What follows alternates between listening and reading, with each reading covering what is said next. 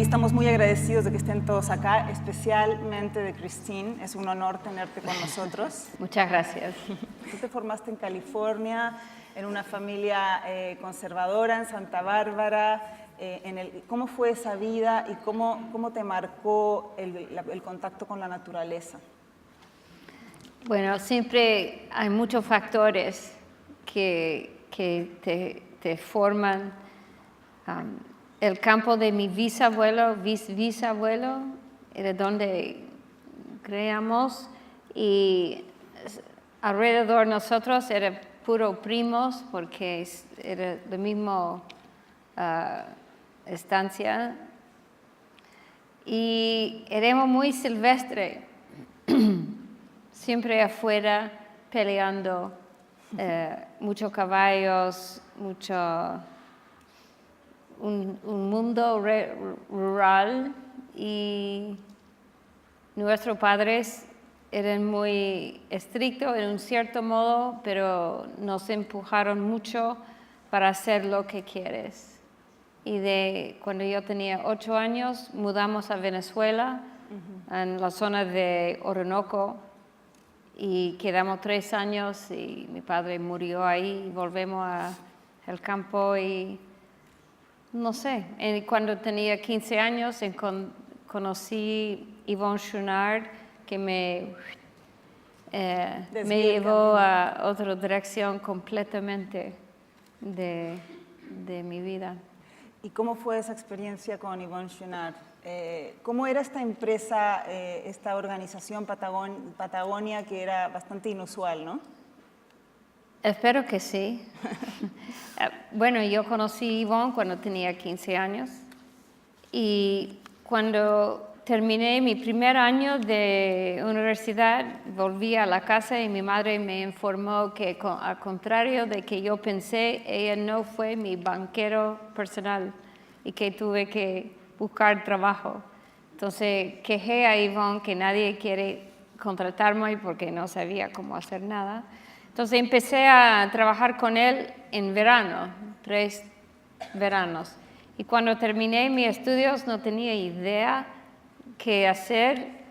En nuestra familia hay que ir a una universidad, no necesariamente con un plano de qué hacen después. Y entonces cuando terminé volví a trabajar con Yvon, pero a full. Y en ese entonces hicimos solamente equipo de escalar, alpinismo. Este fue en 92, yo tenía 22 años. Y en 23 él decidió que quiso empezar a hacer ropas para nosotros, más que nada. Entonces, para un grupo de escaladores que nosotros sí, eran un grupo. Y 2 o 3 de nosotros tuvimos carreras de esquí. Entonces era una vida muy inusual para empezar. Y empezamos a hacer ropas sin saber nada de ese tipo de empresa. Y cuando pensamos en un nombre para la empresa, Yvon recordó del viaje que Doug y él y 2 personas más vinieron manejando de San Francisco al final escalaron Fitzroy, un viaje de 6 meses. Y entonces Yvon dijo, vamos a llamarlo Patagonia. Éramos 6 personas cuando empezamos Patagonia, y 24 años después jubilé. Con lo mismo, mi CV es una línea, nada más. Exactamente. ¿Y por qué? ¿Cuál era el espíritu de Patagonia? ¿Por qué la llaman una anticorporación? Porque nunca respetamos empresarios, banqueros, nadie. que eran la ruinación del planeta. En todo caso, decidimos que vamos a crear una empresa donde nosotros queremos trabajar.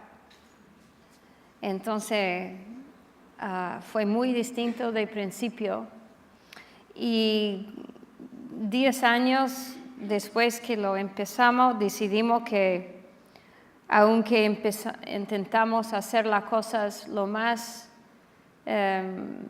bien posible, que no importa, hacemos nuestra parte del daño a la planeta. Entonces decidimos que vamos a donar 10% de las utilidades todos los años. 3 años después de eso decidimos que como una empresa americana puede esconder tus utilidades muy fácilmente. Entonces, para hacer un modelo no era correcto y cambiamos a 1% de todos los ingresos sí o sí, todos los años. Y es donde empezamos a y en esa época, tú estabas en contacto con Doug, él estaba haciendo siempre, North porque, Face y Esprit, ¿no? No, de los 3 de nosotros, yo era la persona muy aburrida, porque ellos se fueron 5 meses por año, y yo siempre quedé manejando la empresa. Tú te quedabas trabajando en las oficinas y ellos estaban escalando todo. Sí, él estaba con Esprit y se fueron, y muchos de sus aventuras, mucho que involucra a un amigo nuestro acá, sentado acá. Y cada vez cuando Yvonne volvió de un viaje con Doug, yo estaba, porque están en una carpa para meses juntos, y siempre conversaron de ideas de las empresas, y me entregaron todas las ideas cuando volvieron, y ahí, sí, siempre tuvimos contacto con él. Pues tienes que haber sido muy buena para que te dejaran en la empresa a cargo como CEO. Cuéntanos un poco la historia para las personas que quizá no hayan seguido el recorrido de ustedes dos tan de cerca. La historia de los parques, o sea, cómo llegan a Chile, cuál fue la visión. ¿Ya tenían la visión de hacer estos 17 parques o cómo fueron decidiendo qué parques comprar, qué hacer con ellos? ¿Cómo los agarra el bichito de la conservación? Obviamente llegamos con la idea de conservación. Llegamos con la idea que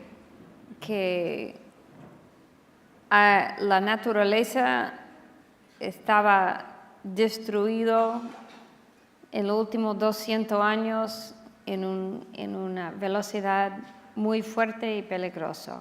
Eso supimos. También, aunque tuvimos vidas en paralelo, él en Esprit, yo en Patagonia, en la misma época estuvimos muy cansados de este tipo de vida. Podríamos hacer lo que quisimos, pero es vacío. Como Doug dijo, se cansó de hacer cosas que nadie lo necesita, es como él. Entonces, cuando llegamos a Chile, yo creo que Doug tenía una idea de comprar tierras con el fin de conservarlo, pero no necesariamente en principio hacer parques nacionales. Como todas las cosas, específicamente las cosas más grandes, hay un proceso que es más orgánico que un gran plan todo definido y planificado. Entonces, empezamos con Pumalín y poco a poco dimos cuenta que ese puede funcionar. Empezamos en Argentina y otros lugares en Chile. Obviamente, yo sé que mucha gente cree que es el show de Doug y Chris, pero tenemos equipos en Chile y Argentina que son extraordinarios. Obviamente, Carolina está acá esta noche. Y tenemos personalidades súper fuertes, yo creo, y somos como Rottweilers. Cuando tenemos una idea, una meta, vamos. ¿Y por qué de todas las estrategias que hay en conservación crees que los parques nacionales son las más efectivas, eficientes? Acá en Chile y también en Argentina que sí, pero no siempre porque depende de la estructura política, la estructura constitucional de cada país. La estratégica, si va a invertir mucho plata o cualquier plata en conservación, tiene que pensar en 100 años, 200 años. Si yo compro eso, ¿qué es la estratégica para asegurar que en 100 años que todavía es un lugar intacto, ¿cierto? Entonces, de nuestro punto de vista, para los dos países donde trabajamos, pensamos que la estructura de parques nacionales es lo más resistente a los subes y bajas que puede pasar políticamente, culturalmente, socialmente. Y también somos de los parques nacionales de Estados Unidos, donde crecimos. Entonces, y yo personalmente, y Doug también, creemos en el espíritu de un parque nacional donde todos los ciudadanos de un país son los dueños de esta tierra. Nosotros podríamos comprar 2 millones de acres, cerrarlo adelante y dejarlo así, pero ese no te da 85% del valor de esta compra, porque es como si tú compras un Picasso y lo cuelgas en tu living. Tu familia lo ve, tú puedes mirarlo durante la cena, pero ahí está, es una obra maestra. Si está en el Met de Nueva York, millones de personas lo ven todos los años. ¿Y dónde está el valor de ese Picasso? Al final, las obras maestras de nuestro punto de vista deberían tener acceso a todos los que pueden, porque hoy en día la cultura humana es demasiado separada de la vida natural. No, la vida silvestre. Cada persona tiene su teléfono, su iPad, su otro, y es un mundo virtual. Y yo no creo en esto. Yo no quiero vivir en este tipo de vida. No me interesa. Y la distancia cada año que los chicos o adultos se van más lejos de la belleza como un valor, es una fractura socialmente, culturalmente y absolutamente ecológicamente. Y por eso donamos cada hectárea que tenemos a hacer parques nacionales, porque ese mundo ahí no nos interesa. Al final va a quebrar la sociedad. Esta propuesta de 17 parques que va desde Puerto Montt hasta el Cabo de Hornos, ¿cómo surgió esta idea? Y bueno, ustedes compraron algunos y donaron, y los demás son parques que pertenecen a Chile. ¿Cómo se configura esta red de parques? Bueno, el terreno de Chile es culpable. Ustedes tienen paisajes extraordinarios de clase mundial. A veces uno no reconoce que tiene en su propio jardín. Siempre, bueno, sobre los años conocimos el Cono Sur muy bien, muy, muy bien. Y empezamos a ver lugares primariamente del aire. Recuerda que nosotros volamos casi todos los días. Y cuando huele mucho, se ve el planeta en una manera completamente distinta. Se ve tu relación de qué hay y qué es destruido ahí, qué está pristina acá, en una manera que empieza a tejer los lugares juntos.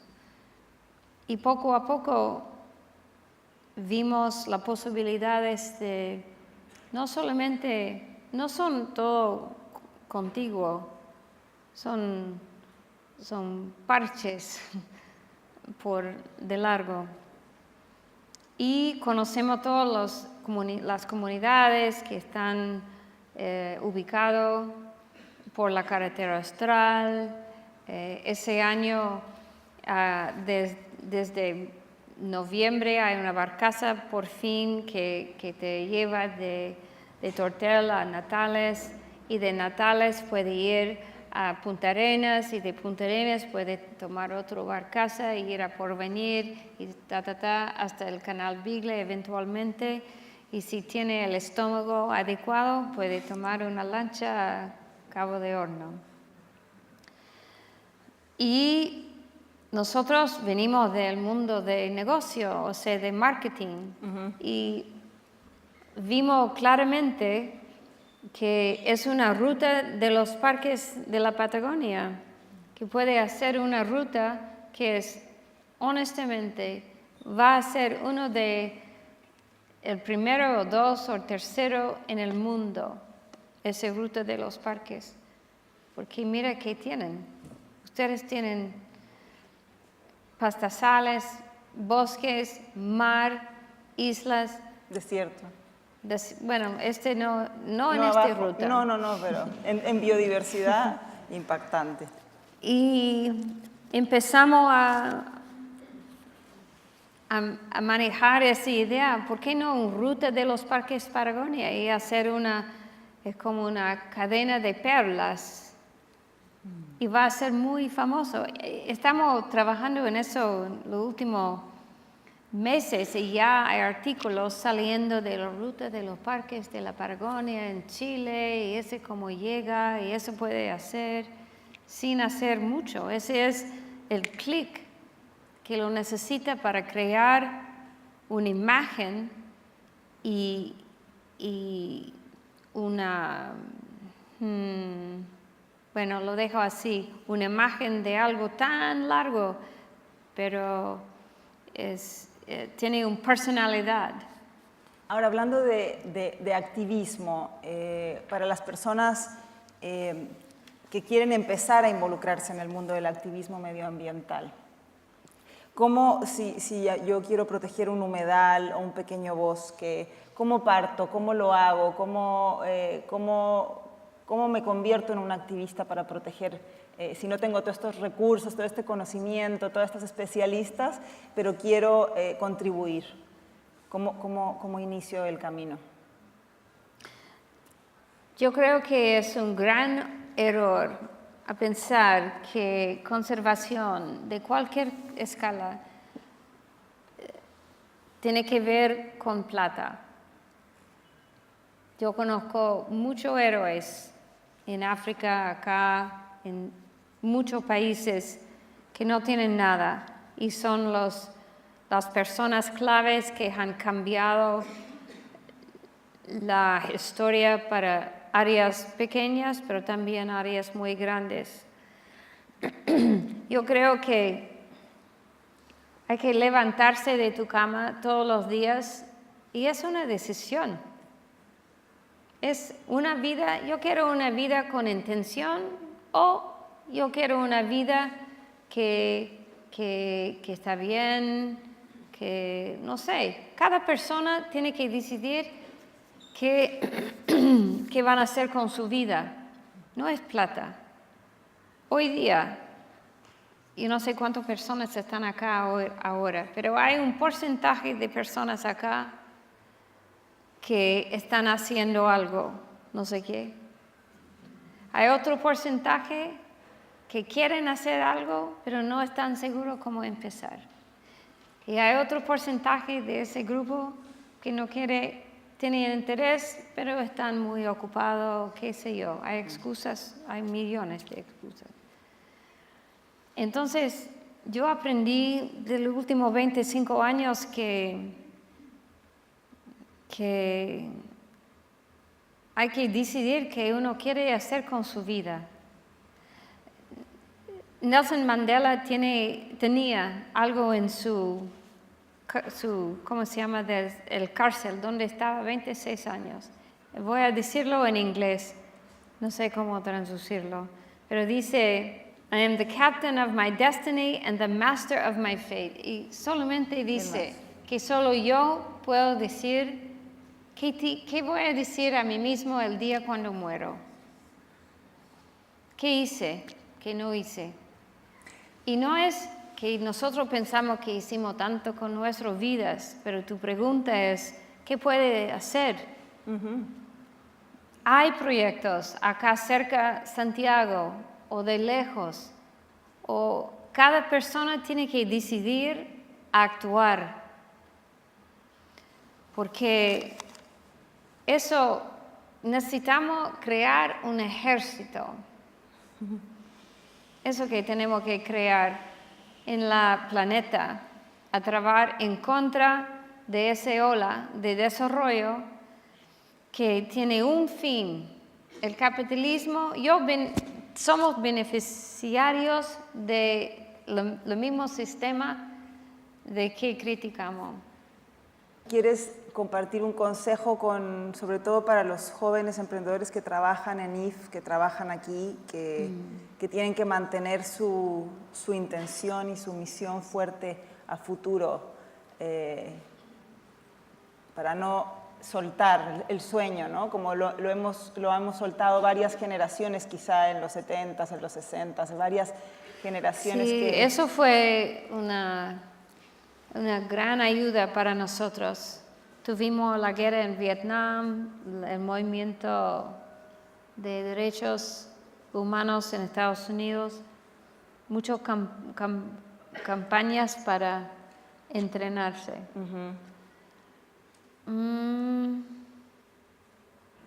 Si Doug estaba sentado acá, él va a decir que nunca imagina que algo está imposible.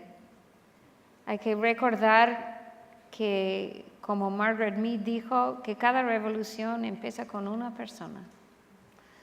Y que si no te gusta la tendencia, el camino donde va tu sociedad, hay que levantarse, como dije antes, y empezar a cambiar las cosas.